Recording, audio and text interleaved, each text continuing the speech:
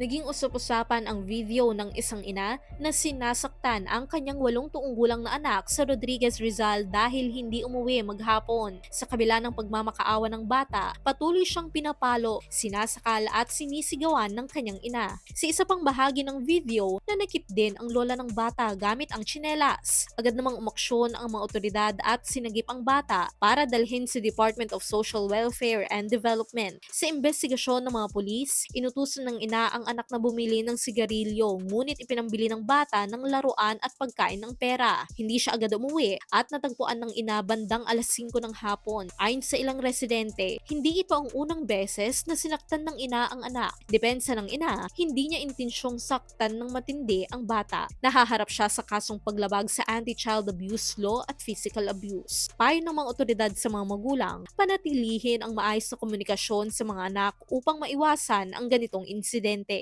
Para sa iba pang content, i-follow lamang ang social media pages ng News 5.